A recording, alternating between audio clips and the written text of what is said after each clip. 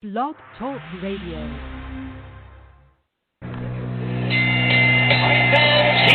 we go with the main event of the evening. Ladies and gentlemen in attendance, boxing fans joining us around the world. It's time for the bout you've all been waiting for. Finally, it's showtime. Here, man, we dedicate our life to this sport. We do thousands of sit-ups in camp. We run hundreds of miles, for the ones that take it serious. And we just dedicate ourselves fully to our craft, man. We watch tape. We have attitude. We rooting, and we go into that fight just to land on the line.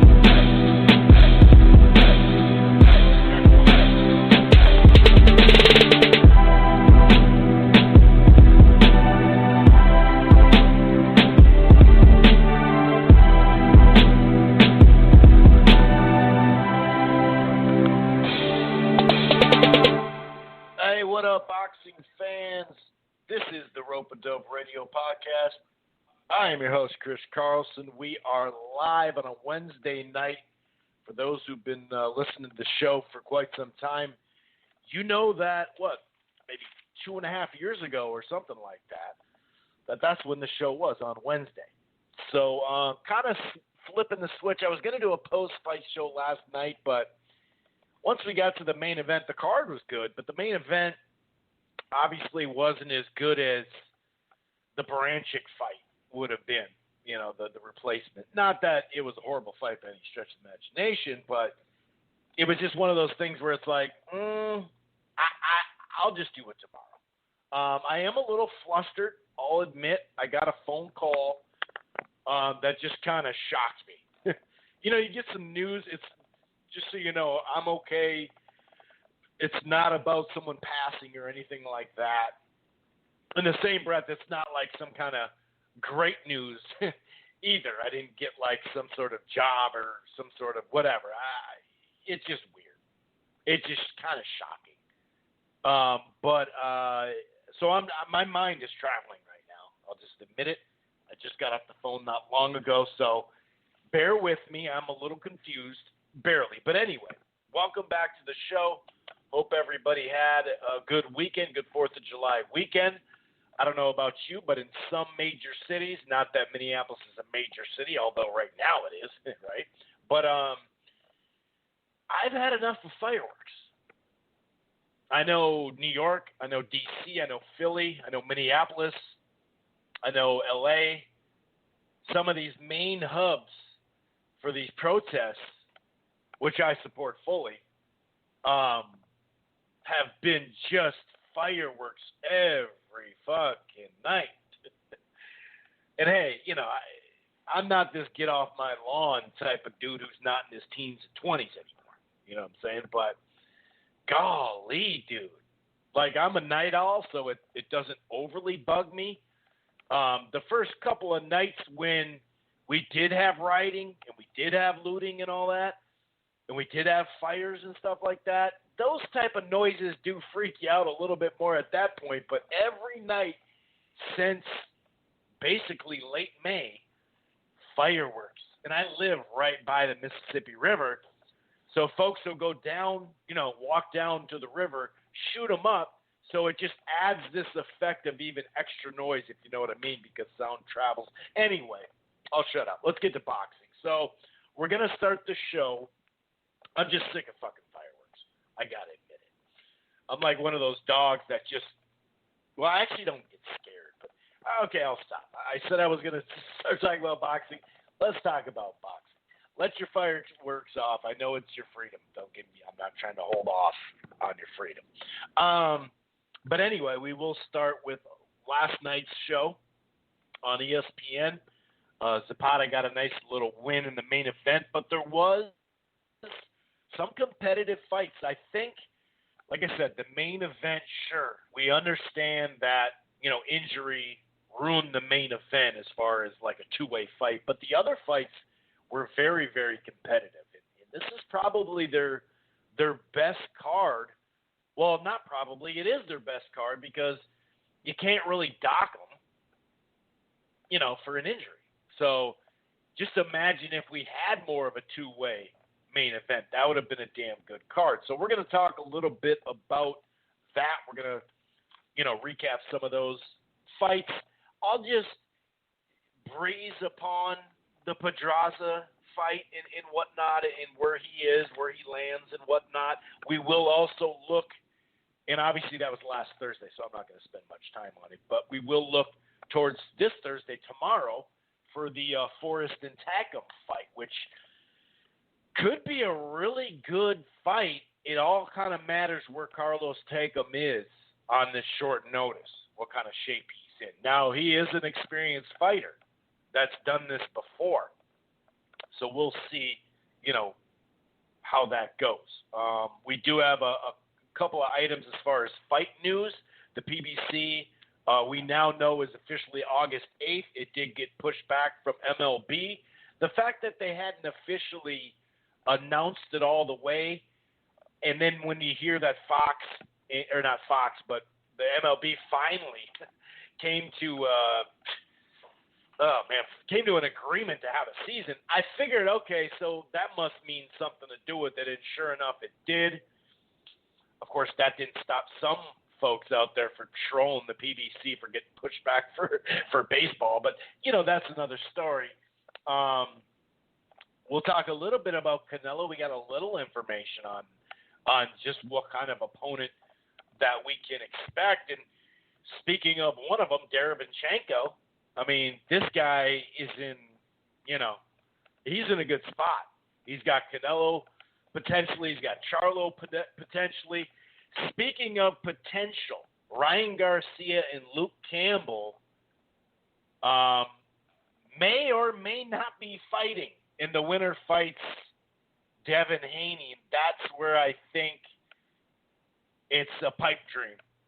The WBC, Mauricio Solomon put out, tweeted out this WBC kind of tourney right now. And by the way, I mean, the WBC has gone full WBA on this fucking 135-pound division, but I'll take it if it ends up, in all these fights happening. We know one fight's going to happen at some point. That didn't sound too reassuring, did it? But obviously the Lomachenko and Teofimo Lopez fight hopefully, comes off September 19th. We'll see. But that one does look like it's already made, you know what I mean? So that's going to happen. But whether, Garcia has two options. Both of them are for interim belts. We'll go over some of the details. And then there's just fight news in general. And, of course, the ever-growing in popularity boxing Twitter segment got some doozies. And I have gotten some feedback. Well, I always get feedback on that. Positive or negative, whatever. It's not all the same, but it kind of is, right? Some folks have been asking me, more than a couple, why I don't say the names of the people on boxing Twitter all the time. And I do, if it's a returning, guest, so to speak, on this segment, then I'll bring him up.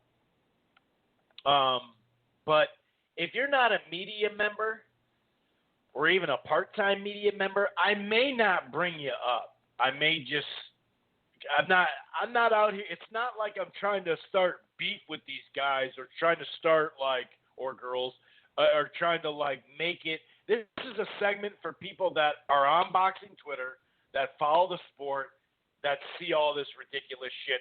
And once in a while, some really great tweets. You know what I mean? I mean, there's a lot of things you can get out of boxing Twitter. It's just not all, right? There's a lot of information. If you have a podcast, you're looking at fight news, there's a lot of information you can get off boxing Twitter. But if I'm going to call someone out and really, say Steve Cam or whatever, I'm going to say their names if they're media in part-time media members. That's just me. Not that I haven't mentioned a name or two at times, but that's why I don't name every single solitary time. I'm not trying to. It's not stirring this stuff up for beef or attention. This shit's just funny, And I started reading tweets, and it became a segment. People liked it, so I think it's damn funny, and it's relatable for any hardcore boxing fan because you see this shit on boxing Twitter, right? Anyway, before we get this thing started, if this is your first time listening to the Rope-A-Dope Radio podcast, welcome. It streams live right here on blogtalkradio.com/Rope-A-Dope Radio. It streams live at Archives. It's basically the headquarters. We do boxing. That's how it started, but I do football and basketball as well. Look out for that returning mid-August. Obviously, with the NBA's return, then college football and whatnot, and pro football, Vikings, and all that good stuff. But you don't have to just download it right off Blog Talk if you don't want to, or listen to it in the browser. You can find the Rope-A-Dope Radio podcast on Apple Podcast, iHeartRadio, Player FM, TuneIn, Spreaker, Stitcher. We're really all across the board. I'm also part of the Grueling Truth Sports Podcast Network, which can be found all across the board, including Spotify. You can use your Siri or Alexa to find the platform on Spotify quickly, if that's what you do. While you're at it, why don't you head on over to thegruelingtruth.com. That's thegruelingtruth.com. It's boxing, it's football, it's baseball, it's basketball, it's everything in between. They got a great sponsor over there, betnow.eu, with the promo code TGT. And one more thing. If you're thinking about cutting the cord, or you're not quite happy, you need something. Obviously, in about a month's time, it's going to start peaking again for basketball, in baseball and whatnot, right? And hopefully football, hopefully any of this stuff, who knows, and boxing as well. But you're probably going to need some cable is my main point here. So I got something for you. I use it myself. It's called AT&T TV Now. It's live streaming cable. They do have a 7-day free trial. The plans start as low as $55 a month. There's no annual contract. You can stream it anywhere. They have the cloud DVR. And right now, Showtime, which it seems like, I've mentioned this multiple times, it does seem like they're getting back in the business of championship boxing and not just Clarissa Shields in Showbox, right? Showtime's $11. So it's AT&T TV Now, like I said, live streaming cable. However, if you just have the worst internet on the planet, you're by an airport, you're out in the outskirts, there is AT&T TV. That's your normal cable platform. It's a growing platform, though it's not available everywhere. It's available here in Minneapolis, Minnesota, in New York, parts of Florida, parts of Texas, parts of California, all the way up to the Northwest in Seattle, other places like St. Louis in the Midwest. Basically, just Google it. Put your area code in there, see if it's available in your area. Otherwise, AT&T TV Now, live streaming cable. And I don't have the best internet, right? But it works just fine for me. But anyway, let's get a sip of water real quick, shall we? Let's get into this a little bit, okay? Like I said, last night I was very pleased with the card. I'm not going to keep repeating over and over that some of these have been lackluster. Some of them have been just really bad fights. Some of them have been good to okay, mediocre, right? Some of them have been really fun, and we've had upsets and stuff like that. So it is what it is. I get that. But last night we had some competitive stuff, especially the first three fights. The first one was Andreas Cortez against Alejandro Salinas, 12-0 and 10-3. 12-0 was Cortez. And I had Salinas winning the first round. The second round was really close. That could have went either way. Cortez did get cut in that round. But I thought Salinas started really nice with some good left and right, hard right hands especially. I mean, he was landing those shots very well. Cortez kind of started getting on his jab and using just slight movement to pivot and whatnot. So I thought, he had some success in the third round. Fourth round, early right hands and like a steady jab from Cortez. There was a late rally by Salinas so much, though, that he landed a right hand to the body, and I think a straight, was it a straight right hand to the head? It was a knockdown, though. Now, when you look at that, it just seems right away 10-8, no problem. Some people would do 10-9 because they thought Cortez won the round. I'm fine with the 10-8 in there. There is another 10-8 thing that we'll talk about in a little bit. I had Salinas winning the fifth round as well. That was a really fun round, but 3 or 4 right hands probably in the middle of the round, that's really what did it for me. Now, Cortez, he did end strong in the 6th, 7th, and 8th. You know, he started landing his jab right hand, and like I said, he was landing and then pivoting, moving very nicely, just landing the better shots. Overall, it was a close fight. It could have been 4-4, could have been 5-3. It was a close fight. It was definitely a close fight. 76-75, 79-73, and 77-74 were the scorecards. I had Cortez 5-3, but I would have been okay with either way. Cortez outlanded him 129-102, but not like crazy outlanding him. He threw more, but that's about it. Then Andy Benez and Luis Alberto Lopez really put on a nice show. This is probably the best fight of it is the best fight of the night. Lopez started out really nicely, aggressively, behind the jab, which you don't always see. Bradley once in a while will just every time he always says something.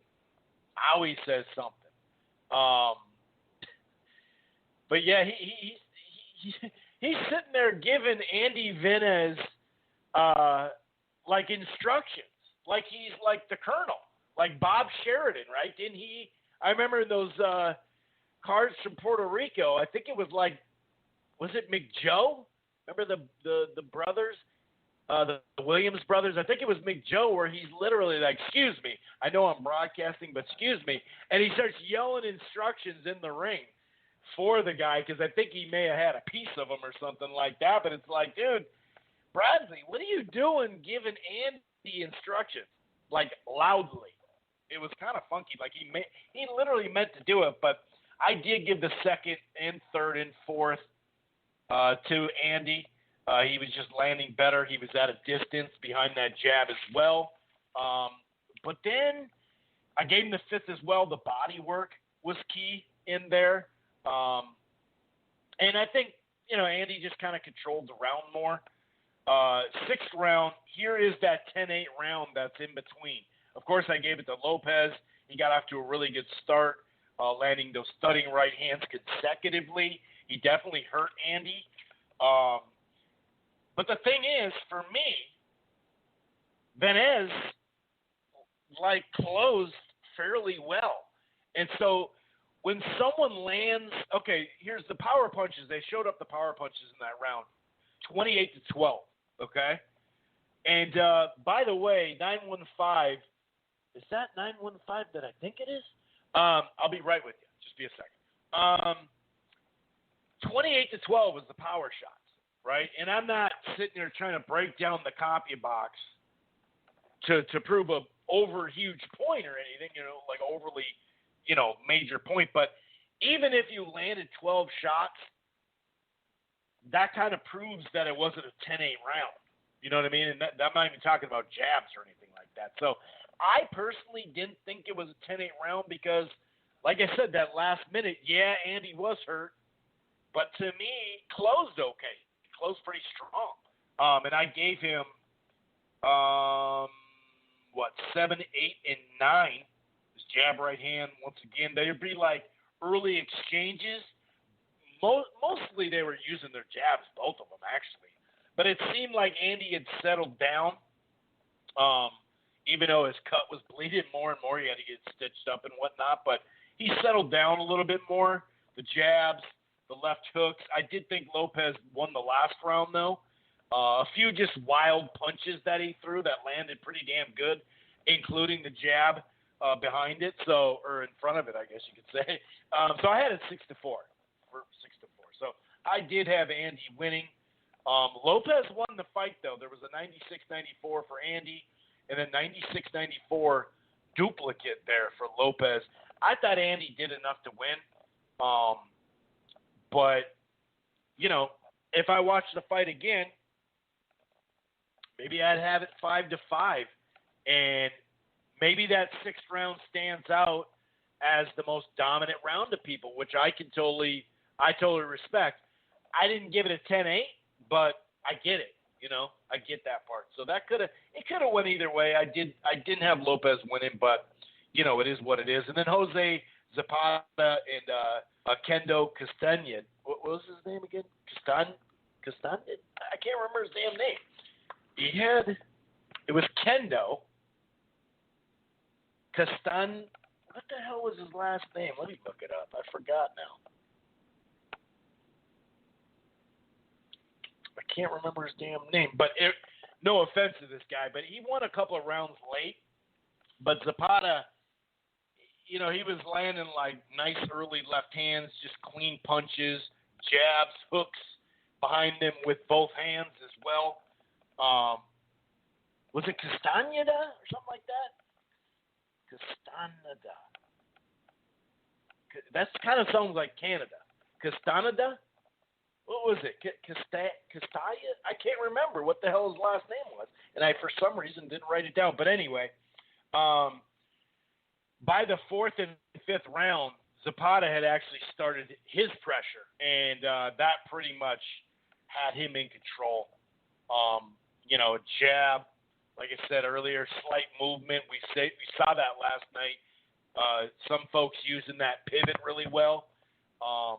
But the only thing I could say about Zapata is he never put the pedal down to the metal. You know what I mean? He never really went for it. There was times where he amped up the pressure a little bit, but probably not enough. But yeah, either the sixth or seventh, maybe the seventh and eighth. Some people thought Castañeda, whatever that guy's name is, like he just won 6 through 8, you know, which I'd be okay with that too. I had it about 7-3, 8-2 Zapata. Pretty easy to score. 92 cards read, 98-92, and then a 97-93. 149-93 as far as landing. So a good, sturdy performance by Zapata.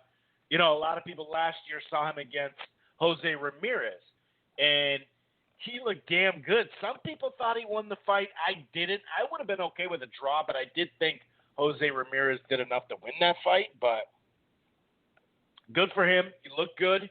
He didn't get too wild. And that's where I'm in between. Like,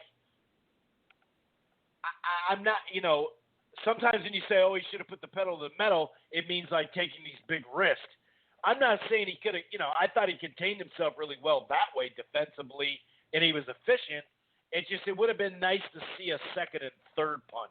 I think that would be kind of key. I'm going to go ahead and head out to 915, which I think is D-Style. 915, what's up? You're live on Rope It Over Radio. What's going on, man? Live and uncut. How's it going, bro? How are you doing? I'm doing pretty good, man. How about you? A lot of going on in our world, but I'm holding in there. How are you doing, man? How's this summer going for you? Going good. Dealing with COVID and that whole nine, man. Saw the card yesterday. You know, I felt like Zapata could have done more. How I came out of there, you know what I mean? I think he could have done a little more than what we saw. He did enough to win, but I just feel, man, with you in front of the world like that, like, I just feel that he should have done a little more. You know what I mean? Because you're right, he looked really good against Jose Ramirez. It's been a little over a year now, but you know he looked pretty good in that fight. You know, he took it to him. I agree with you. I feel Jose Ramirez did enough to win the fight. But still, I mean, it's just the fact that that was something that, you know, the way that Ramirez looked against Hooker, for example, puts it in perspective. I think he looked good against Jose Pedraza, I think. You know, and now against Castaneda, he did. I just feel like he just did enough to win, and didn't want to like risk doing more. That's the. And there's nothing wrong with that, but when literally you're the only sport in town live on TV, it's a good opportunity to showcase yourself and really show people, even if they don't think you beat Ramirez, that you belong in the ring with him again. And I'm kind of disappointed he didn't call him out directly. I know he said he wants to, didn't say the only names he mentioned were the belts, a WBO, WBA, IBF, WBC, and I get that, but now you got to want a rematch with that guy. You know what I mean? I just wanted him to call out Jose Ramirez, remind people, and since something he wanted to say it, like, hey, I beat this guy, I put him back in there so I could prove I'm better, whatever it is, and it could spark something, and I've never been a fan of general call-outs. The old one is, I'll fight whoever, anytime, any place, right. But they won't say any name, and just say a name, man. I want to see that fight again. Jose Ramirez, before Ramirez moves up or something. But, hey, keep an eye on Zapata, man. I mean, Jose Ramirez, Josh Taylor, Regis Prograis, those guys at some point are moving up to 147. And that division, I mean, he's going to be in the mix for a while, so keep an eye on him, man. I just think he missed a big opportunity to put on a show. Yeah, you're right, because he could have looked clean and all the things he did, but then, like I said, it seemed like in the fourth round he was actually stepping up that pressure. So I was like, okay, here we go. But then, yeah, he let off the gas, and he actually lost some rounds going down the stretch. Basically, because like what you said, he's like, I'm good, we're good, I'm not going to get cut or have a worse cut, or we'll just get through. And I agree, like the after fight stuff, like I'd rather have you call people out after a broadcast, right after a performance on ESPN that's about to lead the Sports Center, than you calling people out on Twitter. You know what I mean? It's like, right. Or the people that sit there and call people out on Twitter all day, and then, like you said, they get behind, they get the mic on them, and then they're like, well, whoever my promoter fights, I'm willing to fight anybody. It's like, all right, dude, well, just say it. It doesn't guarantee you the fight, but it sure doesn't hurt. Right. Because when you say everybody, that means you can pick whoever you want next. You could say, I said anybody. You know what I mean? So I just want you to think. But I'll tell you what, though. I mean, I don't know. Regis Prograis have an opponent yet? I mean, I'd like to see him against Zapata. I think that's a good fight. You know what I mean? But that's a really good fight, and he doesn't. And he's a free agent, too. So, yeah. I think, because Prograis wanted it at 147, and that fight's not happening now. So that's a good call. Yeah. That would be a really good fight. And now, credit to he did admit, the higher level opposition kind of goes up with them. But man, I'm that old school. Like, if this dude's not at your level, take him out of there, or just completely outclass him and show us why he's not at your level. And I just feel like sometimes these guys know they put enough rounds in the bank, and they'll let go of a couple just because they think they're good. And I get it, but we're just not in normal circumstances right now. If I was top ranked, I mean, not a lot of fans are going to agree with this, but I would offer guys like, by the night bonuses or something for these cards, so they could go out there and like put on, like, and just go at it, So or knock out of the night or something. Because sometimes I feel like in some of these fights, if they're outclassing the other dude, I don't see any like. What's the word I'm looking? Urgency. I don't see a lot of urgency from a lot of these guys. Especially on the levels fight. Especially when, like you said, it's a clear level. It's like, dude, I'd rather have you do that play it safe the last couple rounds in a top-level fight, because at least then it makes even more sense. Yeah, I couldn't. Like, when Mayweather took it easy in the last round against Robert Guerrero, I mean, what am I going to say? He's dominated him for 11 rounds, so I can't say anything about that. But, like, in a case like this, I mean, come on. I also need to, like, I get it, and I'm giving them a slight pass, but I really need them to get off of the mismatches.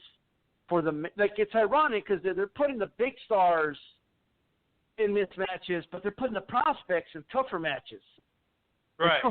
But I just think, like, especially the heavyweights, dude. Especially the heavyweights. And yeah. I saw a video of yours not long ago talking about this, and you hit it on the nose, dude. Because some of these dudes, no offense to them, sure they could beat us up, but some of these dudes, you're like, dude, this is your product you're giving us.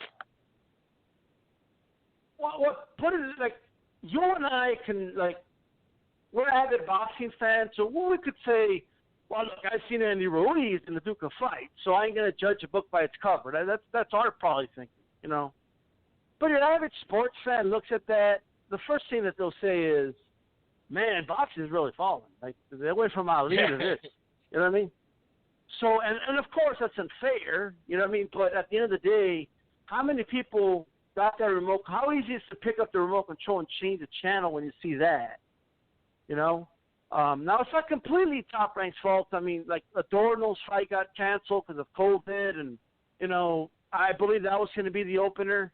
But, dude, you got to start us with some, like, Giovanni, you know, Santillan against DeMarco. That was a good opener. You got to give us openers like that so you could, you know, set the stage and people know, like, damn, this is some good fights and they could stay on.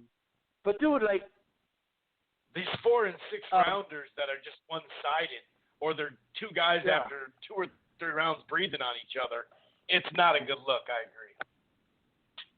And a 4-rounder with one guy is clearly better than the other. There's just like no hope for the other. There's no like, oh, he might tire him out in the later rounds, or like there really is no hope for them because there's only 4 rounds. You know, but hey, you know, I don't want to trash them too much. They've done some good things. I'm very happy that they put the Olympian, man, his name's, his name's Robeisha Ramirez. I'm glad they put, I'm glad they put him in there against the guy because that's the dude he should have beaten like that the first time. You know, but, you know, just to clear the air with that loss, they put on some good fights. You know, I don't want to trash him completely. So, you know, I given him like a C+ kind of grade, which ain't bad with what they have to work with, but Stevenson, Burchelt, you know, I mean, there's some other names, but they're putting these guys in there with easy touches, and I just don't appreciate that as a fight fan. You know, I need tougher fights for these guys. Like, I'm a fan of Burchelt, but I'd rather not have seen him fight than that. You know, like they put him in there with a dude that's had no shot. You know, 13-13 record. Like you might as well just keep Burchelt. Yeah. Right. Yeah, just tell him to wait a or month. Just tell let him, him fight in Mexico and don't broadcast it or put it on ESPN Plus or something where it's just like, whatever, no problem. He's just gonna stay busy, you know. Yeah, man. But hey, overall though, I mean, hey, it's better than the other month when we had no fights. So I'm not complaining too much. You know, I'm glad we have fights on. Yesterday's fights were pretty solid. You know, for the most part, you know, so I can't do much complaining. They're feeling a lot. You know what the feeling I get from them? They feel a lot like Friday Night Fights. The way Friday Night Fights used to feel, you know, with an occasional, big name. Exactly, man. But it's time, man. I want to see about this Burchelt before Burchelt moves up. Hopefully we can get that. A lot of fights you can do, man. And is Teofimo Lopez Lomachenko official? Because it's on ESPN. They announced it, and I get the feel. I know you got this feeling. It was like it's on, maybe. You know, like, is it on or not? And then Max Thomas just showed, is the fight going to happen? Yeah, Max Thomas on ESPN, and he's asking. Yeah. Exactly. Yeah. You know, it's like, why is Max Thomas asking us, the fans, if the fight's going to happen when he's on ESPN? That makes no sense to me. You know, so we need a fight, man. We need a big fight, official. I hope the Ryan Garcia Campbell fight happens, man. And I can't wait for like Virgil Ortiz to come back and the zone to get rolling again. And hopefully this COVID thing doesn't. You know what I say? Get some fights now. I don't know how it's going to get in the winter. You know. Yeah. Yeah, you really don't know, man. You really don't know. I mean, we're already having like a big uptick in some states, and that's not even the second wave yet. At least we don't think it is, you know. So yeah, you're right. It could be a really big mess. I just hopefully they can, you know, keep fighting through this. But it's been really vague that way what they've been doing with these fights, and they're talking about divisions and all that, and then like you said, Lomachenko and Teofimo, maybe it's official, but maybe not. It kind of matters, and it's like, well, dude, like. That's just no way to do that. And, you know, as far as them talking about other camps and, you know, other promoter outfits and other networks and all that, we have a lot of fanboy broadcasting even more than we did before. So I understand that. But sometimes, you know, they keep highlighting this stuff, and it's like, all right, well, you know, you've had the deal for 3 years. You may want to start putting some of these fights together, you know. So I don't know, man. Right. But yeah, now it's like up in the air though. It's like you said, COVID. Just don't. And just one last thing. I mean, I know people are trashing the numbers, but dude, in all reality, those 300,000 viewers plus that they're getting, it really isn't that bad. You know, it's not like they're spending a lot of money on these cards. They're really not. You know, no, not at all. Yeah. And I'm telling you, man, people outside of boxing. Now, my source for this is from Aficionados. I forget the name of the dude, but he does a podcast. But he used to work for HBO. But seeing people outside of boxing, like involved in sports, are happy with the numbers. It's the boxing fans and boxing writers and people in boxing that are not happy with the numbers. You know, and I was one of them at first, but. I think the one reason people are doing this is because they're comparing it to the UFC numbers. But people got to remember, man, like it's really not a fair comparison because this is not like boxing at its best, like not even close. Mm-hmm. And that's UFC at its best on a Saturday night. You know what I mean? Like there's a big difference there. I think just something for people to keep in mind that. Top Rank ain't panicking over the numbers, and neither is ESPN, to be honest. Yeah, and like you said, all you got to do is look at, take one look at the fight card, how much it's actually costing, how much all these fighters are getting, and yeah, they're actually they're doing pretty damn good there because they're paying guys way less than they normally would right now. So yeah, I agree with you. I agree. A lot of people, I think it was just.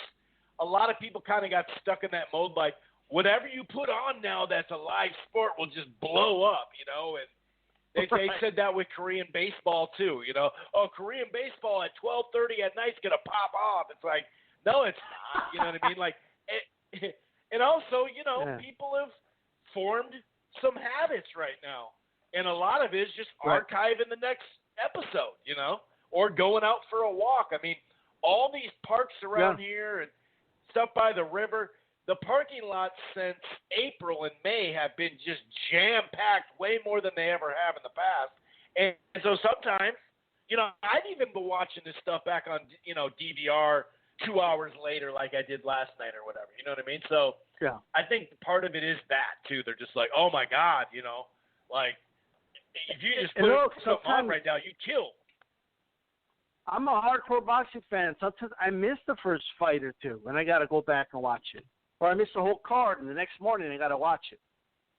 So exactly. it's easy to switch a channel, and all you see is Timothy Bradley talking. You think it's Sports Center, you keep changing the channel. Like there's only like a couple minutes of like if a fight ends by knockout, especially, there's not going to be another boxing fight for like another 30, 40 minutes on the air. So people realize especially that. Like the first like 3 or 4 freaking cards were like, dude, we have 4 rounds in like 70 minutes. It was like I kept stopping my DVR and be like, Jesus, that's 6 rounds and almost 2 in 2 hours. So that's not a good look. I'm glad they by the went way, from like 3 hours to 4. ESPN and Top Rank both have a huge catalog, of boxing, right? Like huge, that they have a right to. Like if they want it to be dicks, they can go to YouTube and start putting copyright claims on a lot of dudes right now on YouTube. You know what I mean? Oh, yeah.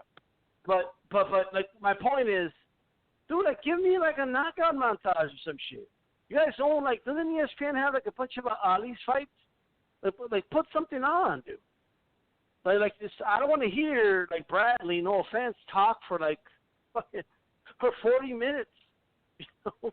I can't stand Bradley. I mean, I liked him. Well, I liked him as a fighter. Some people didn't like his style. Yeah. I didn't mind it. I liked him as a fighter because you knew what he was going to Right. bring in the ring every time. But yeah, I can't stand him as a broadcaster, dude. I really can't. I hate to say it, but I just can't.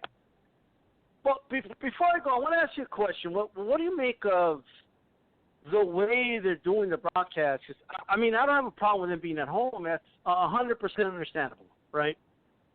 But you have, I mean, how complicated can it get calling a fight when you're looking at the screen, you're watching the fight, you're not looking at your comrades, unless they have some cameras where they're looking at each other. So they're interrupting each other. You have Bradley saying one thing, and then, and then Andre Ward saying something else, or like they say the same thing, but they try to top the other by wording it better, or like it's just, dude, we only need one expert opinion on the air. If give me Andre Ward, have dude. one between fights and one during the fight. Why not just split them? Like Tuesday Andre Ward, Thursday Bradley, or something. Sure, yeah, I agree. Especially in this motion, because you're right. It's not like they can even nudge each other right next to each other like normal or something like that. Like, hey, I'm about to jump in, and you're totally right about that, man. I've noticed that a lot, and it's even worse when you have those garbage 4 and 6 rounders, because that's all they just talk. There's nothing else to say. You know what it reminds me of? Remember, like back in the day in wrestling when they had like 2 wrestlers nobody cared about, and they're just talking about like what Hulk Hogan's gonna do later tonight, and exactly. Gonna show up and fights and all that. Yep. Yeah, like stay here, guys, because we're gonna have Hulk Hogan. Like who cares about the dude in the ring?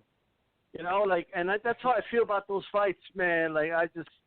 And look, I don't want to criticize. At the end, there's still dudes going in the ring and slugging it out. I don't want to criticize them too much, but man, even they're saying it. Like, what does it say to you? What does it convey to you when Joe Tessitore every other fight says? He literally says, "Man, these guys. Usually, you wouldn't see them anywhere near TV, but now they're definitely on here. Great opportunity for them." That's telling me like you're giving me like the bottom of the barrel is what you're telling me. Totally, and then they'll be like, he was on last week. Yeah, that last week sucked, and tonight sucks too. Like, don't tell me about this next or last week shit when it's just the same type of fight, And hey, more power to these guys. I'm not ripping the guys, but like you said, I mean, Timothy Bradley and Tessitore have both said this multiple times. If it wasn't for COVID, these guys wouldn't even be in the ring on TV. It's just like, oh my. And some of these guys wouldn't have been signed short-term by Top Rank. That's just a fact. I mean, where did they get all these 3-0 guys? You know what I mean? And that's cool. Absolutely, but man. we're just putting it, in perspective. That's all. It's great for the boxers. Well, and I'll tell you what, unless I want to knock on wood, next week's July 14th card's pretty good. Right. Especially for, I believe that's on a Tuesday. So, you got Jamal Herring, you got Michaela Miller, you have, and then Clay Collard, who I'm actually, enjoying watching his fights, right, out of Utah. Yeah. So that's gonna be something, man. Because if he wins this fight, he's slowly building like a little cult following here. You know what I mean? In a good way. So. That's that MMA dude that's like fighting prospects and stuff. Mm-hmm. That should be a good card, man. I'll let you go, bro, but thank you for having me on. Yeah, shout out your follows and your YouTube and all that good stuff, buddy. Well, everything is D-Style Boxing, so it's Twitter, at D-Style Boxing. Instagram is D-Style_boxing. And, of course, I have a Facebook page now, D-Style Boxing. You guys can join the page. I specifically wanted for creators to, boxing content creators to share their content or combat sports. Like if you do MMA and talk about that stuff too, you could share that.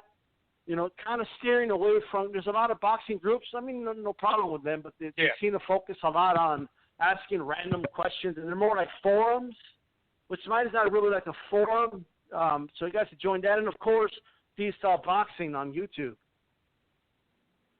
Yeah, and of course, most people know that listen to the show, but it's just been a long time since you've been on the show, so I just wanted to double up on it. You know what I'm saying? He puts out a lot of content too, folks. So keep an eye on it. Subscribe to it. He puts out. I mean, how many videos do you do a week? 10? At least 7, it's random, right? Almost... I mean, anywhere from 10 is fair. You know what I mean? That sounds about right. I do a Wednesday show at Spanish Causing Panic with Chief Funky, and we'll be on tonight, 10 p.m. Mission Time. It airs on YouTube and on the Facebook page as well. Kind of like a simulcast, so you guys can check that out. All right, man. You take it easy. Thanks for calling in, man. Peace. All right, peace. All right, D-Style. And for those who still know, it's been a long time, but yeah, D-Style, was a member of the Rope-A-Dope Radio Squad, and him and Beeb and others would do a post-fight show, and he's funny dude, knowledgeable. Definitely check him out. And, the sentiment he was saying about that, ESPN and all that, I agree with them in a lot of ways. That's something we've mentioned here. And I'm getting a crazy amount of static in my ear. I don't know what the hell is going on. Maybe it's the wiring. I don't know, but it is bad. I've never had this ever, actually. So I'm trying to just get through this show. I may have to get some new stuff. But anyway, that was weird. I mean, it like electrocuted me. Almost, not really, but kind of like static cling. But anyway, speaking of Robacy, Robacy looked pretty good in his rematch with Gonzalez. Looked pretty good. I did I don't know if you hip-hop heads heard it, but the DOC, the formula was in the background. I had to write that little note. But he looked good, man. He was kind of in and out, landing those lead lefts or jab left hand did start to work the body later in the fight. 6th round was kind of boring, but easy to score. Ramirez still has plenty to work on. He is a prospect, obviously. But his style, like Gonzalez won, the 4th round, I'd probably say. I gave him 1 round, I believe. But Robacy, he definitely needs, some fine-tuning. What is it? His 4th or 5th fight? So I think he's still got plenty of time to develop. Some of these guys that are just studs in the amateurs, have we seen, sometimes they can't get out of that style, or sometimes they have so much success because it was 3 rounds or 5 rounds. And so who knows? We got to go back not even long ago to the beginning, and I've said this a fair amount of times, to the beginning of, Michael Conlon and Shakur Stevenson, which got signed to the same Top Rank company. And, they've been talking about hyping that fight, and then that thing's gone. I'm not saying it's never going to happen, but why? Because Conley looked good for the first couple fights. Stevenson looked like he was still kind of getting the amateur stuff out of him. Now look at it. I mean, even look at their bodies. Pause. Shakur has looked so much better now. So wait and see with Robacy. Obviously, he's been in the ring with a variety of styles, having had that kind of amateur background. Is a 2-time gold medalist, right? So we'll see. But he did. Hey, he got his win. He got his game back. No, he got his loss back. His only loss. So, and then eBay won a fight against Melada, I think it was, and eBay was that heavyweight that a week ago fought. There's just no way around it. That fight sucked. I'm not going to sugarcoat it. Elvis Rodriguez and Danny Murray was a quick one. This is last Thursday, so I'm kind of flying through this. Wasn't much there. Perfectly timed shot, though. Right. Just timing. And I think it was Ward who said, it's not always how hard you hit someone. It's where you hit them and the timing, accuracy and timing. And that was a perfect shot by Elvis. Albert Bell and Mark Bernaldez. Not much in that one. Bell outlanded him 125 to 46. Left hooks, uppercuts, jabs, pivot, movement, subtle movement. I've been saying that a bunch because I've seen it a bunch. Bell, long, lanky dude. There's something there. He's got some skills. He's got some pretty good defense. I liked how he started working the body later in the fight. And then Pedraza just steamrolled. Well, I shouldn't say steamrolled, if we're being honest, because he did get knocked down and whatnot. But, there wasn't much there. He was outclassing him. You could tell right away Pedraza looked very sharp right off the bat. It was like, oh, okay. And I liked how he was mixing his punches up, kind of like a whirlwind flurry, actually, in the second round. He kind of looked like he was about to stop him. LePierre actually did come back kind of nicely in that second round. And was the that's the one. That's right. Pedraza got knocked down kind of off balance, but it was a trip. Looked like a body shot. I mean, Pedraza dominated. How many rounds did you actually, there wasn't much there. Pedraza scored a left hook 40 seconds into the last round, scored a knockdown.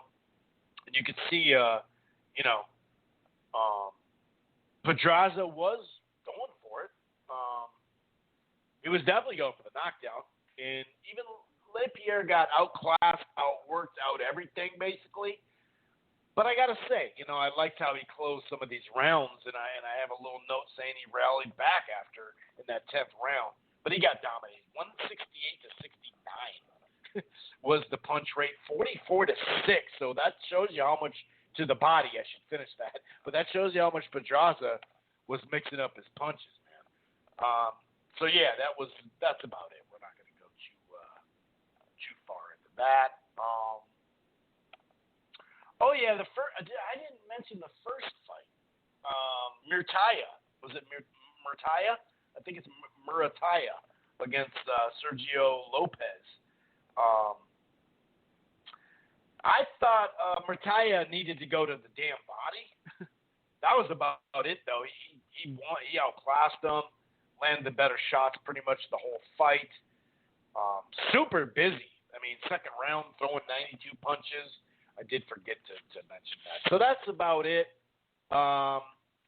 We do have a fight coming up tomorrow. Forrest and Takam. It's what is it, Jerry, I think it is, and Carlos Takam. It's a heavyweight fight, and where Forrest is, I think it's a phenomenal test for him on paper. I guess the problem would be is, we're talking on paper, and that's kind of a normal thing because we don't really know what's exactly going to happen, right? But, I don't know. I just don't know what Carlos, could do on this short of notice.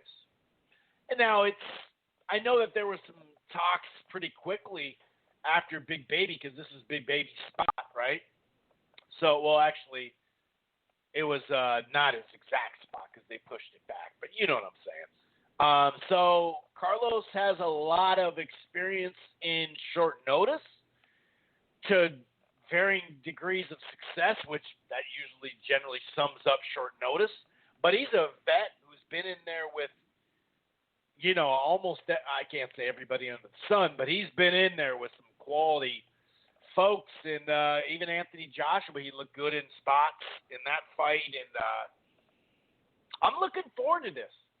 But I just don't know. The only thing holding me back of saying, dude, this is going to be an upset is Carlos. We don't really know, where he's at. It's really tough to know. So we'll see. We'll see. I do think, if he can get past some of those early rounds, without getting like stunned and hurt. He lost to Derek Chisora. That was his last loss. Otherwise, he's won a couple in a row. He did fight earlier this year, Fabio Maldonado. But that Anthony Joshua fight, he fought pretty damn well. And Joseph Parker, even though it was probably like 4 years ago or whatever, but he fought really well in that fight. That was a good fight. And then even Povetkin, actually, was that the one? Was that the short notice one? He had that majority decision draw with what was his name? Cuban heavyweight Perez. So the dude is, he's not the biggest heavyweight at 6'1.5" or whatever, but he does have, I guess you could say, quote unquote, that heavyweight reach.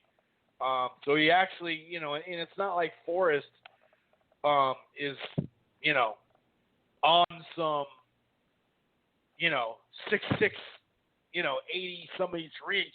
He's 6'1" too. So I think it's a good fight. Jermaine Franklin did beat him, I think 2 or 3 fights ago, something like that. So he's inexperienced, and that's why I'm looking at this like, I think Carlos is going to win this fight, I really do. I'm picking him. I'm picking him win the fight, but it is one of those things, as I mentioned, where you're like, I'm kind of holding back minorly because of that. But who knows? You know what I mean? Who knows? We'll see. Shoot. I just lost something. Where the hell did it go? Oh. Okay, I'll stop looking for something.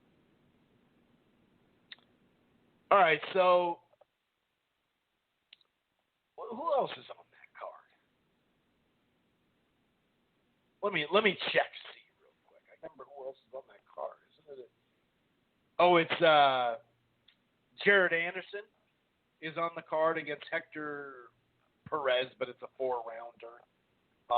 Carlos Castro and Cesar Juarez. That might be a barn burner right there, dude. That might be a barn burner. That is a good. That's an interesting fight. I like that fight a lot.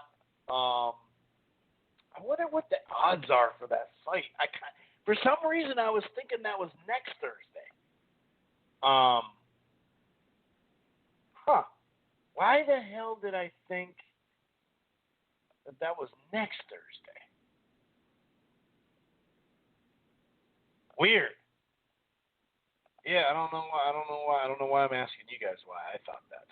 But I guess I am. Yeah, for some reason, I'm lost on that. I don't know why I thought that. But I'm actually trying to look the odds up right now. Oh, I was thinking of forget it. I was thinking about somebody else. I'm glad I looked at that. Yeah, I was thinking about somebody else. Damn it, what the hell? All right, so, but as far as just a banger, like stylistically, that might still be a really good fight. You got an undefeated fighter. But I don't know why I thought that. That's funny. I don't think it was. Yeah, because he's the one that's kind of past it now. He's had some good performances, but he's past it. Yeah, that's actually thinking about. And maybe I even thought, because his last fight was really close. Wasn't it a close fight? With Ruiz. Jesus Ruiz, I think. Let me check it up. Maybe I'm talking shit here. Because he's got that guy's got an extended. Yeah, 41-9-5 is Ruiz. And yeah, it was a majority decision, so it was a close Randy Caballero, man, haven't heard that name in a while. He hasn't fought since 2017. Jeez, that's kind of crazy. So yeah, I actually was thinking about somebody else. Not to say that this guy's a bum or anything like that, because he's not. He actually, his last fight though was a knockout, a TKO against Angeleo. He's taken out a bunch of good guys. He had a pretty good fight, got knocked out though against Dogbo, I believe. So that might be a pretty good little barn burner. That could be a barn burner. So we got 43 minutes left of the live show. 646-381-4990 is the number to call. We're just going to hit up some news now. And we're going to talk, news and boxing Twitter stuff and all that fun stuff. Let me see here. All right, I got to stop. You guys got to stop texting me. No, I'm just kidding. It is my group chat, and I made it a group chat, so I can't get that mad, right? Canelo. So Canelo, we still don't know who the hell he's going to fight. But Eric Gomez, president of operations over there at Golden Boy Promotions, this is from Boxing Scene. Canelo not facing a champion in the fall, which isn't all lost. It's not like, oh, he's not facing a champ. What the hell? Because if he fought Derevyanchenko, that'd be different. You know what I mean? But what that means is we know it's not Billy Joe, and I think Billy Joe actually pulled out. Pause. It's not going to be Golovkin, right? It's not going to be Bivol or Callium Smith or anybody like that. It does sound like it may be at 168. And this is Gomez from Yahoo Sports. I don't think we're going to be able to lure any of the champions or Golovkin fight. In the Golovkin fight can't happen now because of this. That's a fight we're hoping to do. I don't think we'll be able to get those super middleweight champions, but there are still some guys out there that we'd be able to get. We're going to show Canelo everything. He's concerned about how things go with all the guidelines, so we'll lay it out to him. That's nice of you to lay it out to him. And speaking of Derevyanchenko, since we're on there, I kind of feel like this might be the fight. I would be solid if it was. But this is from Keith Eidig a chunk of days ago, 2 days ago, something like that, talking about Sergey's two very appealing options for his next fight. You have Canelo, which is the ultimate appeal, but money-wise, where's that going to be? But then again, it's probably not going to be less to fight Charlo, right? You're probably going to get more money even during a pandemic. I don't know what they're offering him. I haven't heard any numbers, whether it's $1 million or $2 million, or I don't think they're going to be looking for $4 or $5 million to give at this time because they won't be able to do the crowd. But yeah, Derevyanchenko could challenge Charlo for that 160-pound WBC belt in either September or October. September 12th, obviously, would be the Canelo fight. And Derevyanchenko is the number one contender for Charlo's belt. They haven't, declared it, but they sure could. You know what I mean? So, I don't know. He goes on to say that means Charlo could fight someone other than Derevyanchenko next, probably Eubank. So maybe, who knows? I really don't know, but I'm assuming it'd be nice for one of those, either Eubank Jr. or Derevyanchenko for Charlo. And then Derevyanchenko, obviously I'd like the Charlo fight. I don't really think that's going to happen. Canelo Charlo is what I'm talking about. So, without a belt, who's the best, a Jacobs rematch? I think we've already learned what happens in that fight. I'd say Andre, but once again, Andre should give, say, hey, let's do it. I'll do it for $1 million or $2 million, I don't know. I'm assuming, though, that probably wouldn't fly. You know what I mean? Here's some other news in the WBA. Figueroa and Vasquez, WBA title for a fight approved. Ronnie Rios to fight for an interim title. This is from Jake Donovan, one of the best, if not the best, members of the media out there. Make sure to follow him, that's for sure. So Rios, who, recently scored an upset, wanted to get a shot at Brandon Figueroa, the unbeaten regular, who actually had a hell of a fight in his last fight. But it sounds like the WBO, or WBA, in WBA classic fashion, ordered two separate fights. While an interim title fight was assigned to Rios, a voluntary defense had been afforded to Figueroa, the unbeaten titleist from Texas. He's going to face Damian Vasquez, 15-1-1. The dates and locations we don't know.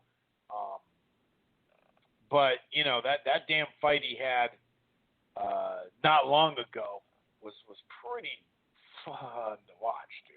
That was fun. That was it Seha? Something like that?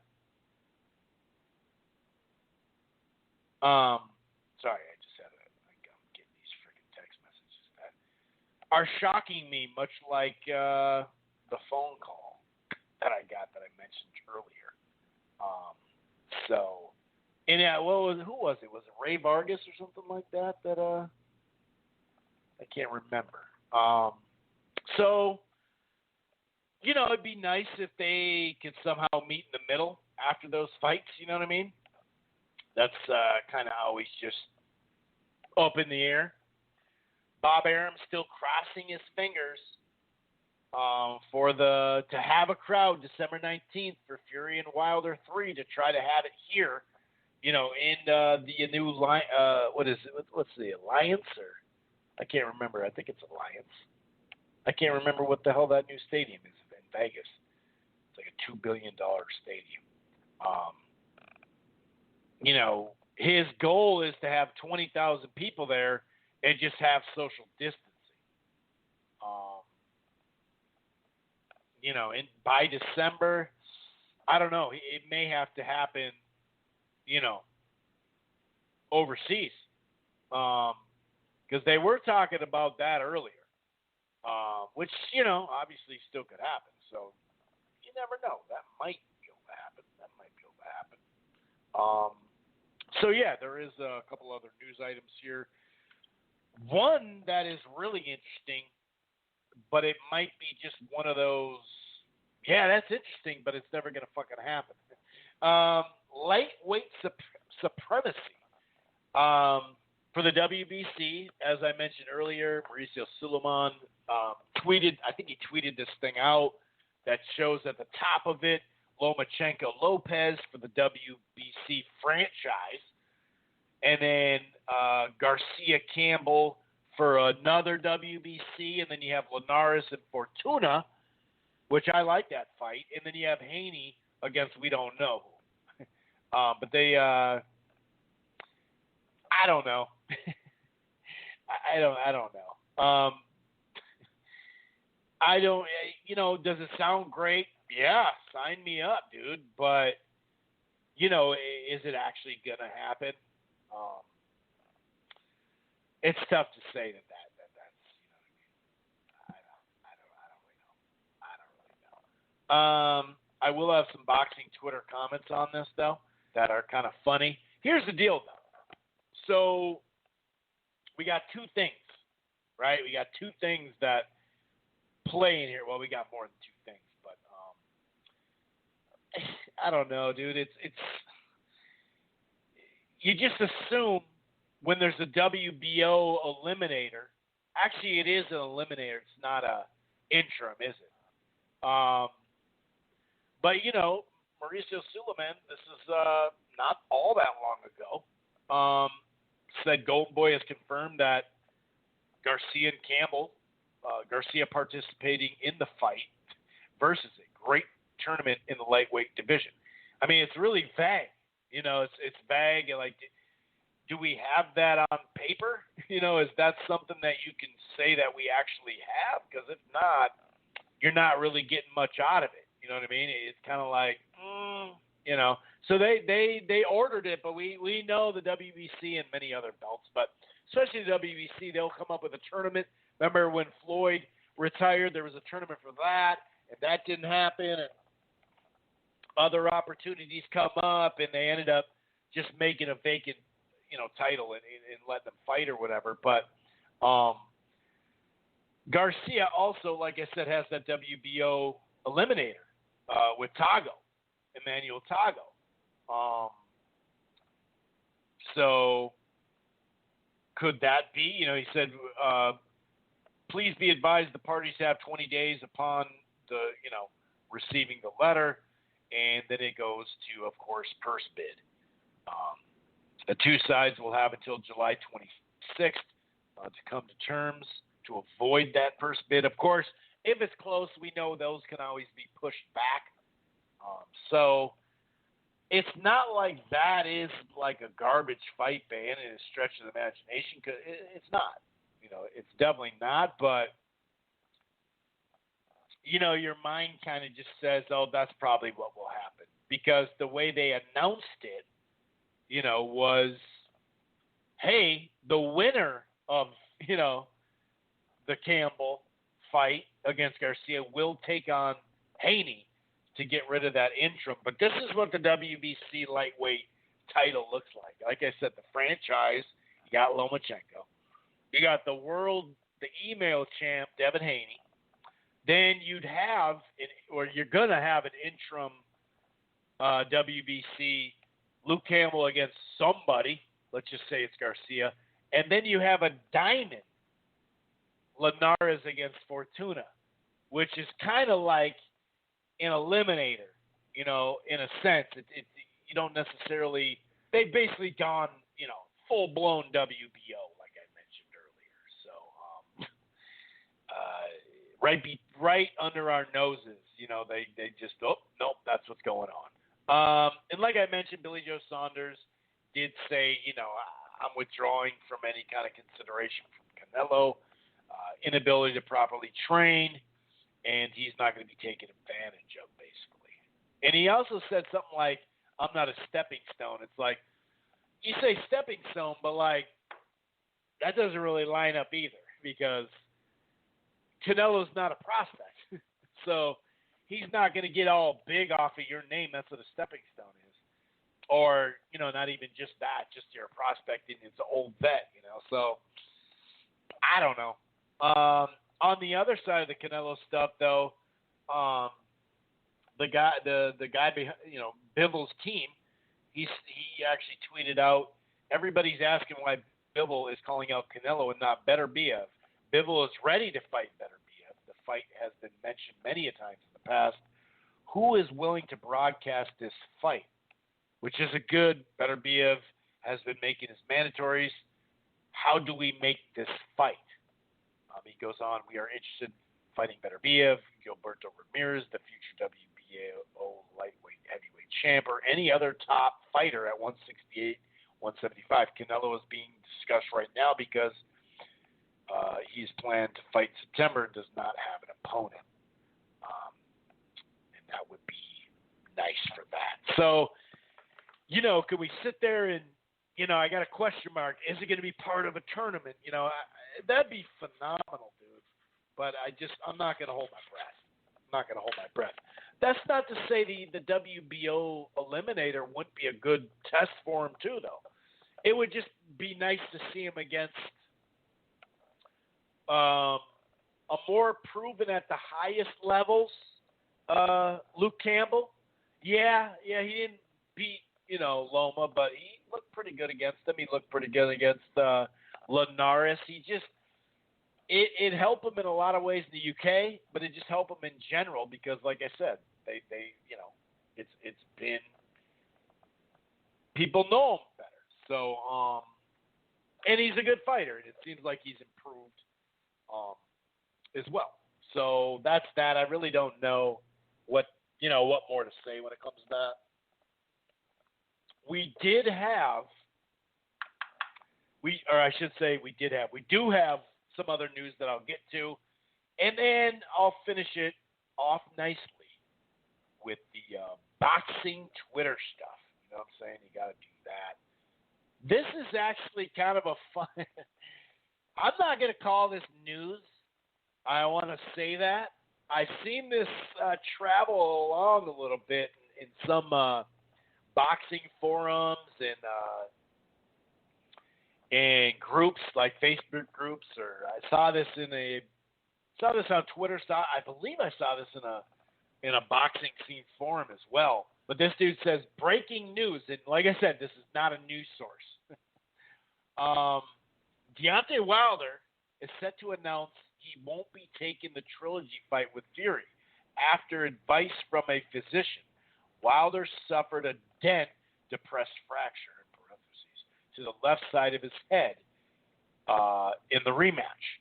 We cannot confirm that, but any Wilder injury won't pass any of the U.S. commissioned medicals. I mean, when you say any, but injury won't pass any of the I don't know. That would be crazy, though, if he actually did have a dent in his head. You know, that would be kind of crazy, but I'm not going to sit there and entertain that until I see the X-ray. Until I see the X-ray. I don't know why I called it X-ray, but that's how I said it. DAZN, actually, I saw this today. They are moving forward with their UK / global launch. They're rolling it out, beta testing it. So right now, I believe in the UK and many other countries that don't have DAZN as of yet, they are planning to launch it. It's free right now. I believe that means the UK as well, because they don't have it, and only the places that have it, like Germany and Italy and Japan and the States, they're gonna beta test. So they're gonna roll it out, which is no surprise. They're gonna test it for the July 24th, Virgil Ortiz, Samuel Vargas, Julio Cesar Martinez against McWilliams Arroyo, August 15th, and then August 28th, Linares and Fortuna. So, folks that listen to this show all across the world, hey, get on that, dude. Get on that. This is Coppinger talking about that Garcia-Tago fight, title eliminator.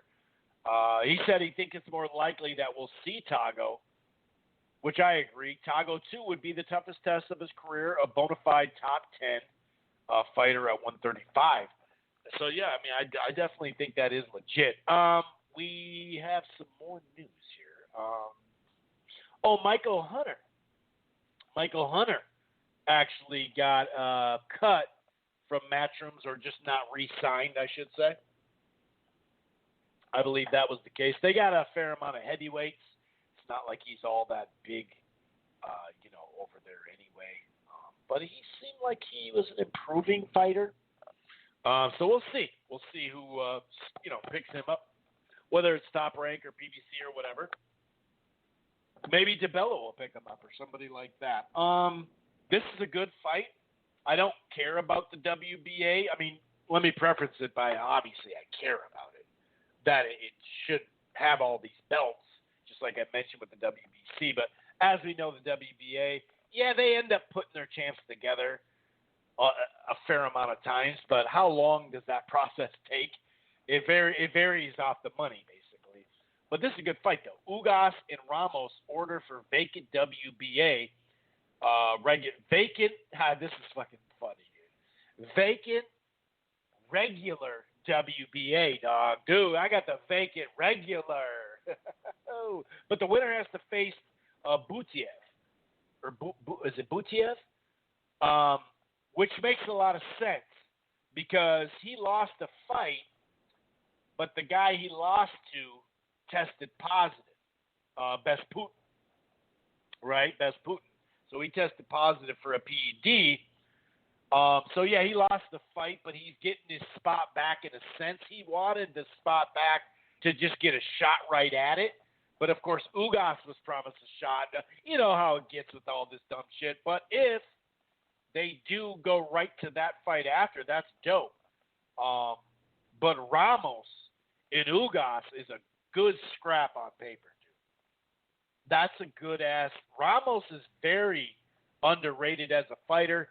Got to see him close up not all that long ago against my guy Jamal James. So, I mean, that's a good fight. Ugas was supposed to get Best Putin. It looked like it was going to be set up. And I think it was last November, right? November 28th or whatever. Because that was it Morocco where he fought? I think it was on the zone. And so that was supposed to be Best Putin won. All right.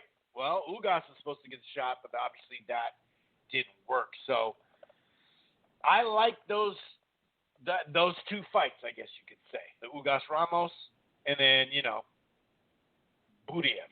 So that would be dope if that gets put together. Like I said, I'm not worried about the belt per se.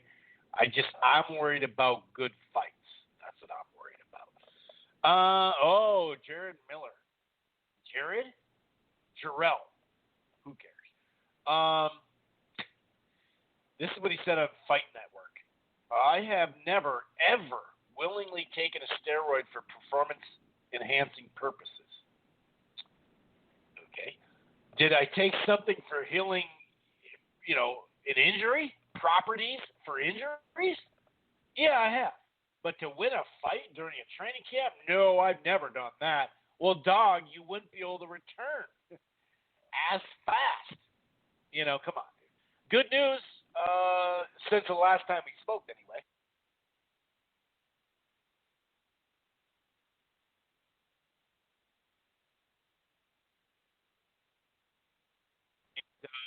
So it's nice. You know what I mean? It's very nice. Something just went weird there. Not sure what happened. I believe I'm still live. Maybe it was just a military plane, even though I don't live as close to that airport. We've had some military influence. Now, we do have military planes that come in and come out there. It hesitated there for a second, so I should actually check if I'm on. So let me just do that real quick. But anyway, by the way, 646-381-4990 is the number to call. Oh, I dialed the wrong damn number. I'm like, what is that? But anyway, I'm just going to check that I'm still on. Or someone text me if I'm still on. I haven't. It's been pretty dead that way. Okay, I am. All right. Thanks for texting me. Okay, so where were we? Before I've gotten electrocuted. Got a bunch of stuff here. Right now, Jerry Forrest is a plus 175. And he's the guy that was going to be ready to fight. So you may want to put something on him. But a minus 227, 227, Carlos Taken, by the way, according to the odds makers. David Lemieux was in talks as a possible opponent for Alvarez. But then I heard, you heard that, they're in the early stages of discussion. Then all of a sudden it was like, oh, yeah, no, we're not doing that. It's like, what? Which one are we not doing? What do you mean? What's going on? I'm lost. Ryan Garcia had some more stuff to say a couple of days ago. Go figure. You got to call a spade a spade. Oscar does sound like a hater. I already wrote that. I'm just trying to get a fight. I don't even care about the drama anymore. That is so behind me. I'm just trying to make a fight, and I'm not trying to get in no Twitter beef with Oscar. Well, that's too late. And whatever. I feel like as a promoter that it's their job to do. I have my people to reach out to them. I'm never bitter. I don't hold grudges. I don't care what is said. I only care about moving forward. I'm sorry. You're sorry. I don't hold grudges. I'm ready to return to the ring. So, De La Hoya and company put their foot down, and obviously he's like, well, no, hold on, I'm ready to fight. But I'll say this: they don't need to air, you don't need to air the businesses that way. Let's put it that way. You know what I mean? We don't need to do that. And that was silly. That was silly. Some people were like, I talked about, I thought Jake Donovan did a good piece on this, and I mentioned that I think last week about the blame does go around. The blame is not just on boxing, like I've heard for Big Baby Miller. I understand that. Well, he never got suspended because he wasn't licensed, as we know, but he also, generally speaking, not every time, as we know, but generally speaking, when someone's failed a drug test like that, you get them back, you test them, you say, hey, we got to go 6 months or something without you testing positive. That's kind of like the way to get back in good terms. You get on that, and maybe they didn't want to pay that or something, but there was blame to go around. And I don't think that's Big Baby Miller is the number one person to blame. But like Jake said here, we need to stop pretending anyone's hands are clean here. TR, Selena, Conan, Jay Prince, ESPN, Association of Boxing Commissions, everyone played a part. All should be made to explain why Miller was never subject to a drug test for more than a year after he failed a fucking, where he was just had a bunch of stuff in him. Pause. You know what I mean? And that's fair, dude. That's not any kind of, that's not saying that it's okay he had to fight or some shit like that. I don't know. I don't know. There might be a couple news items more, but I'll get to boxing Twitter, and then we'll shut this puppy down. Like I said, I may bounce into some news. I'll check boxingscene.com too. You never know. Could have just popped out. Okay, let's get into the most strangest, funnest, make you shake your head or just laugh your head off, boxing Twitter. I have it on good authority that Fury will shortly be taking legal action. Okay, against Wilder's brother in various LDBC YouTube channels. As you know, this is Denim. Oh, dude, I'm pretty sure this is one of those. I put it in boxing forums and probably other places too, at least the boxing scene boxing forum, and then I make a Twitter account. Or someone's doubling up and copy and pasting or some shit.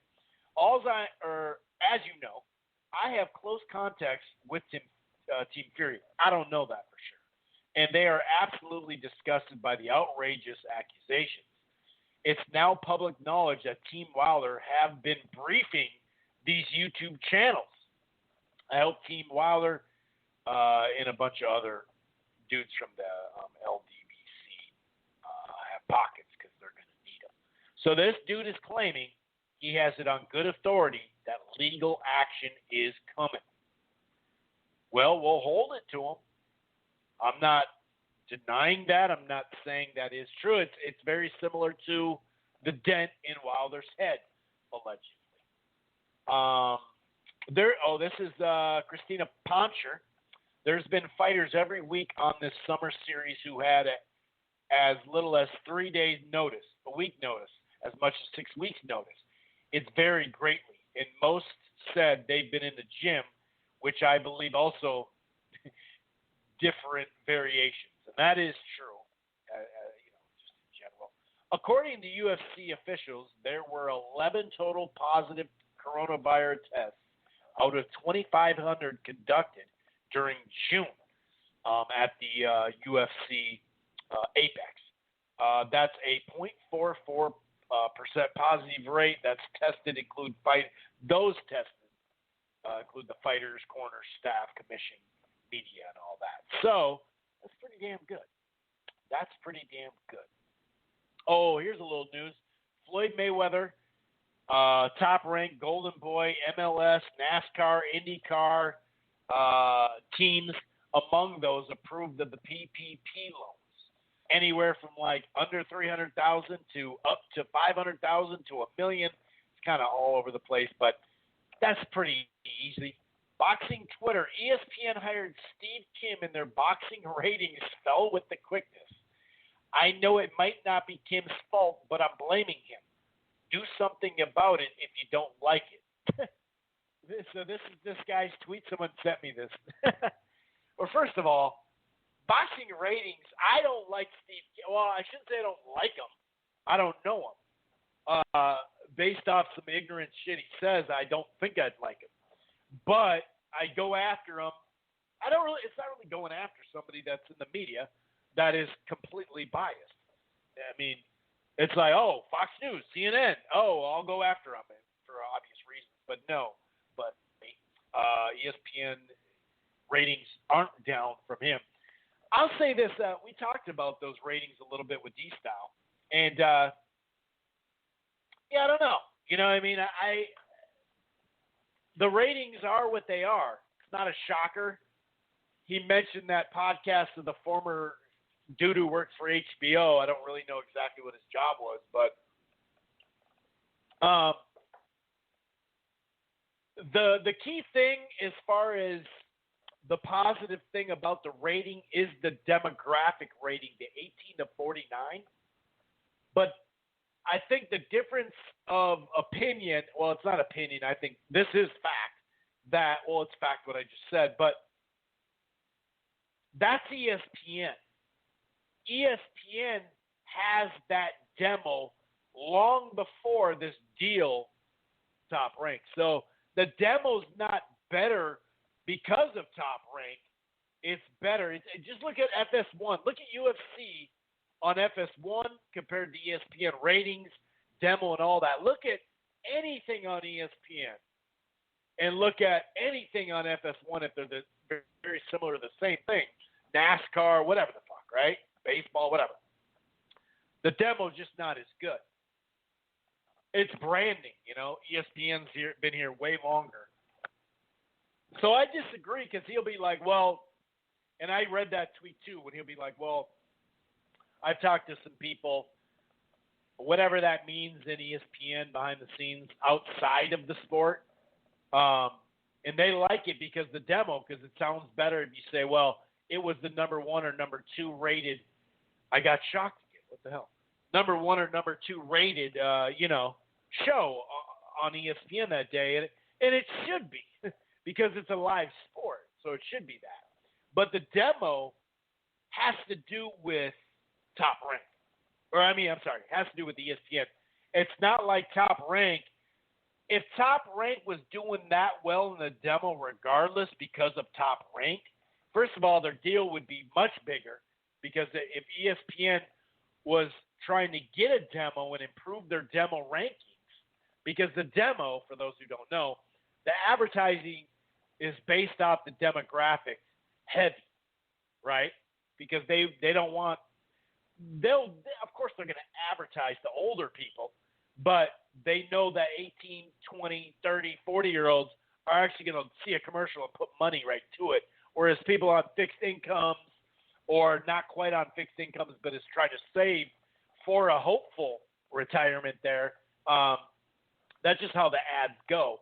But to me, I see that dude who has that podcast, the former HBO employee, I see him giving Top Rank credit more so than it's actually ESPN that delivers the demo.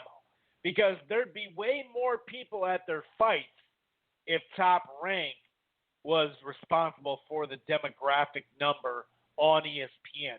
And that's not ripping him, that's just fact. And that's the only thing I disagree with them.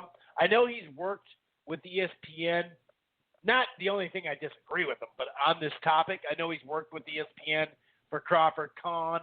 And I do see him tweeting like, well, like when people talk about Fox and the way they push these fights, I'll see him go, well, there's another network I know that can do that's capable of that too.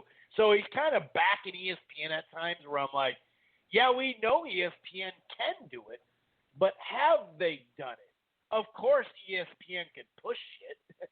I mean, they're in the sports business, dude. They're number one with a bullet. You know, it's Fox News and on cable.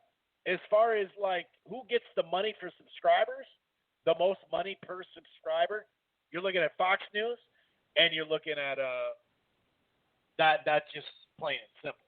All right, so okay, so someone said I started listening to Marcus' podcast. He said it best. These fights right now are great fights. There just aren't big names. I mean, if you're going to call these great fights, that was a very solid card. The first three fights, like I said, if you added Branchik into that with Zapata, that would have been their best. I mean, it already was their best card because you can't discredit them for a guy getting hurt. So on paper, that was their best card for sure, hands down. And it turned that way out in the ring. But when you say, you know, this was before the fights took place yesterday. So that had nothing to do with these fights. I didn't hear the podcast, but I believe that's basically what I'm seeing off the tweet. I should say, though, I didn't hear him. So maybe he was talking about these fights. But I've heard other people say that these are great fights. They're just not big names, and it's like, what? You know, I disagree with that. Now I'll give Marcos the benefit of the doubt that maybe he was talking about, since I didn't hear the segment, maybe he was actually talking about the fights tonight or last night. You know, that could be it. If he meant a lot of these fights that ESPN, you know, has put on, that these are great fights, but they're just not big names, that would be bullshit. But I don't want to do that because it's in between. It's funny though, because someone sent me that one, and I have a different tweet that was tweeted yesterday, and I saw this spark out a little bit.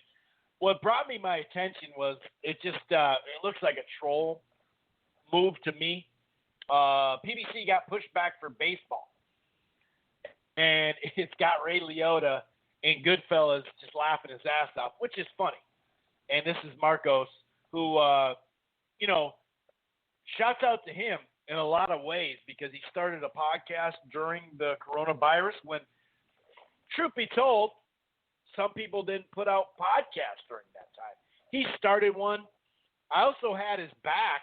I'm calling him a troll here because I'm giving him credit as a troll.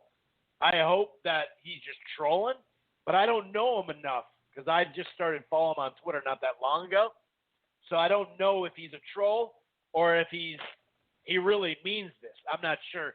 What makes me in between is because Rick Glazer was in the spot. And I know, like, I don't want to get glazed. No, we glaze people, or, you know, we glaze Glazer. Like he would say glazed. You got glazed. We do that, actually, from time to time here. But, you know, because people like him in the boxing Twitter part here. But, yeah, he's basically, like, laughing, and I saw many different accounts doing this, that Fox got pushed back, you know, or Fox pushed PBC back from July 25th to August 8th for their opener, which is, you know, kind of funny because, you know, it's like, dude, that's a surprise. That's actually a rip. You're ripping that? Like, look at the amount of money that they put in to baseball, and look at baseball ratings on Fox. Look at, I mean, come on, dude. It's just such a stupid thing to do. Yeah, here we go. Fox pays $720 million a year, and right around 60 to 80 to the PBC. So the MLB gets $729 million.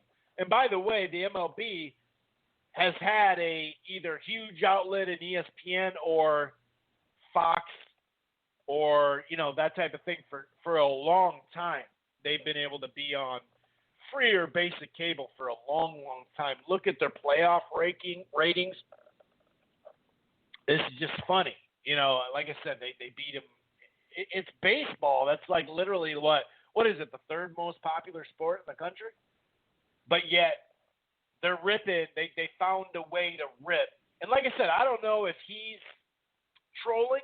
I'll give him the benefit of the doubt at trolling. But the reason why it makes me go in between is, well, one, that tweet that got sent to me of the one I just said, if he meant a lot of these fights, then that's crazy. But I don't think he did. But really what got my attention was Glazier, Yeah, this is what he said. PBC, what did he say? Glaze said, PBC, I know the real story. But Showtime has, of course, Glazier always knows the real story, which usually turns out to be completely bullshit, just like the 1.8 million pay-per-view buys, right? And a variety of other shit that he's got wrong that we called him out for. I know the real story, but Showtime has no MLB baseball. Fox has the MLB baseball. It's much deeper than that. PBC is in limp mode, so it means, once again, they're dying, I guess. They're struggling really bad. So that's what the Glaze is saying. And he's kind of interacting with Glaze, and someone else said, how come the PBC is struggling, Rick? He says, Cooge. That must be the guy who just asked that question. Because Heyman has no real executives around him to run a successful company. It's not Top Rank has 7 executives to supplement Aram. Why Heyman doesn't dwell out responsibility well, as he trusts no one to do the thinking but him. So he hasn't successful in boxing, right? Okay, so, and he goes on to, I think that Marco Stu was like, hey, they're gonna do exactly what some people did, and luckily I got it sent to me because I remember seeing this too. I should have actually screenshotting to call him out later, but he says Top Rank in his high. He said Top Rank is in high gear while PBC's limping. So you mean everybody else is limping too, because nobody's back boxing-wise like DAZN, but whatever. That, like Golden Boy, they're coming back now. No one else has come back besides Top Rank. But we won't get into that. And they're full steam ahead is what he's saying. It's like, so you're going to say this was just all quality or something? It's kind of funky.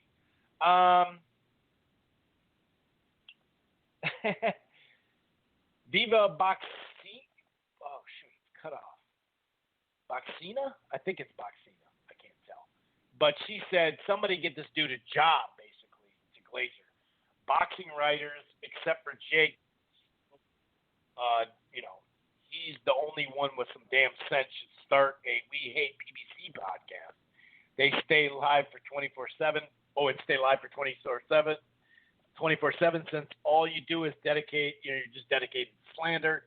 Errol's still in the grade condition and won't be able to box or not, is basically what he said to Glazier. So Glazier knows why the PBC hasn't returned and also knows the inside scoop on, inside scoop on why they're not back and they're limping and they're in big trouble. Even though, whatever, we'll see. Like I said, if they just shut the door on PBC right now, I would give Glazier credit for that individual behind the scenes story that he supposedly had. Because, he has all the insider information, which most of it turns out to be completely bullshit. But I would give him credit. If the PBC just never came back, I'd give him credit for that. Fair or foul? Hearn wants Amanda Serrano to return the $10,000 in training. So it looks like Hearn is requesting $10 million back that he fronted. And was it he fronted it, or was it was for training? So I heard it was for training or something like that. But it was, for a fight that she signed for May. This is the manager and trainer, Jordan Maldonado. When was this $10,000 sent to Serrano? He gave us the money back in March, and I hired a nutritionist for Amanda. He bought food and cooked it every day, and I also hired trainer Gary Stark, who lives in Staten Island. It costs $20 every day for the toll to get here. It's not cheap. We also hired sparring partners because, if you pay them, they'll show up. We wanted to be prepared. This is the biggest fight in Amanda's career, so she's explaining that side of it. Ryan Garcia is a good fighter, but his large social media following has got himself confused with how good he is and actually how popular he is. Oscar should concentrate more on his young, humble fighters like Ortiz and Franco, who will do all their talking in the ring. All right.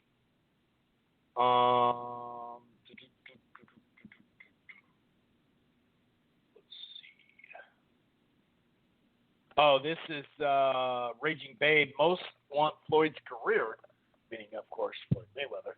But cannot come close to, I don't know why I said cannot, but cannot come, sorry, this thing's all messed up. Come close, there we go, to his work ethic or discipline. He lived it, he breathed it. Can you say the same if you smoke, drink, blow up 25 to 40 pounds between fights, don't rest, don't sleep properly?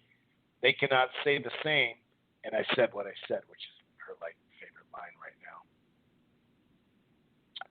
People who think Floyd is the GOAT have horrible taste in fights.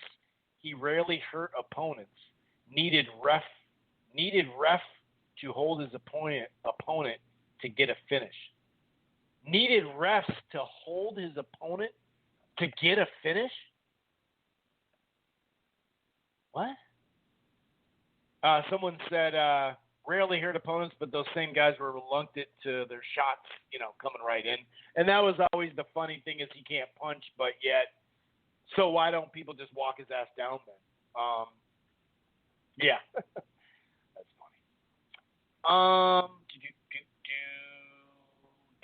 Oh, Mikey Garcia said he got green lighted for a fight. It's a 7-bout event, July 25th in Texas, of all places, if that makes sense to you.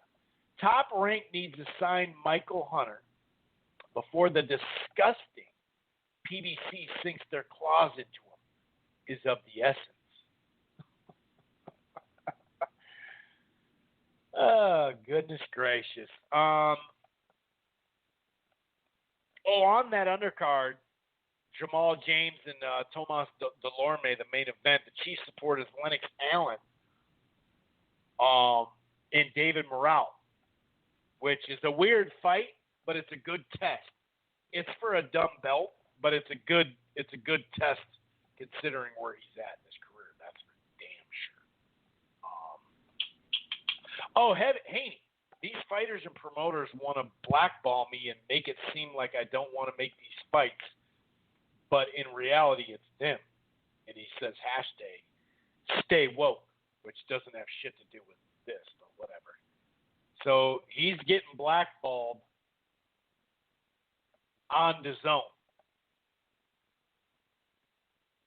Even though, well, yeah, I mean, that's his opinion. We'll see. We'll see if that's actually happening. Shakir Stevenson. Everybody at 130 seems occupied. And I normally don't, make a habit of responding to fighters. But I mean, dude, you just got to 130. You could have waited and fought the winner of, which will likely be Warrington, if you really wanted it. But yet, remember, he could get the stay busy fight, but Warrington couldn't. You know, that played out that way before coronavirus and after. Because there's no way he would have turned around 6, 7, 8 weeks later and fought him. But everybody at 130 seems occupied. He's kind of like, It's like, well, dude, yeah, I mean, Berchelt and Valdez were on a collision crash course. We knew he was going up. You got to fight for his vacant belt. Stepped up to the fucking weight class, dude. I mean, you're not a name yet. Now, if someone beat you, would they turn into kind of a name? Yeah, on the hardcore level, of course. But I'm saying you don't put butts in the seats just yet. So, kind of funky. Oh, here we go. It's wild how boxing is set up. Devin Haney is WBC champ, but Ryan Garcia has more options and for better fights. And Haney is an unproven 21-year-old who has the WBC strap. Think about it. And Jake Donovan adds, it's a strange development, but I can live with it as long as it leads to Haney-Garcia email IG unification belt or fight. Yeah, I agree. I agree with that. Okay. Let's read one more and get the hell out of here, should we? 99% of fighters take the sport up to feel respected. Just off, I disagree with that. Because honestly, boxing, like to the masses, isn't really respected. I mean, when someone watches a fight that's a casual fan and it's a brutal fight, then they respect it. If you're about to fight someone, they're like, hey, dog, stay away from me. I'm a professional fighter. Yeah, okay, then it's respected, but it's actually disrespected in a lot of ways. 99% of fighters take up the sport because they want to feel respected. The worry of performing badly and being made to look foolish is greater than the worry of getting hurt. That's Barry McGuinn. The worried about making a fool, made look like a fool or something like that, and not going for it, like releasing your offense all the way or something like that. I can see that more, but I don't think people get into, like when you look, okay, if you took it as like a bullied kid and that kid wants his respect, so at 12 years old he went to a gym, okay, but like a professional career, people start so basically all of boxing, 99% of them, started a professional boxing career to get respect. I don't know about that. I think he's making a point. I think he's also lost some fighters lately, so that could be part of it. All righty, I'm going to shut this thing down. Actually, let me just swing by boxing scene to make sure there's not something that just popped off. And it does not look like that. Nope. All right, I'm going to get out of here. Enjoy the fights tomorrow. Not totally sure exactly when I'm doing the show. I believe it'll be Wednesday is what I think. That's what I'm thinking. It'll probably be Wednesday night is what I'll do there. Maybe Wednesday afternoon. I kind of forgot when I work that day. Actually, let me check right now, and that way I can just let you guys know. That seems like a smart idea. Okay, so yeah, it might be Wednesday night. So yeah, it might be Wednesday night, it might be Tuesday. But whatever, we'll get it figured out. And I'll see you next week. Enjoy the fights tomorrow night. Hopefully we get some good ones. And then, like I said, I may do a Tuesday show right after the fights. There is some decent fights that, on Tuesday as well. D-Style brought that up. So, who knows? I may do a show earlier than that. I'll keep you guys posted. But until then, we'll see you next week. Peace out. Once you become the world champion, I believe that you feel you have the upper hand. So now, as you fight, let's say you fight 4 or 5 years of straight survival, the bullshit, the holdback, and when you become the world champion, you're like, you know what, I made it. Now I'm going to show you it's business.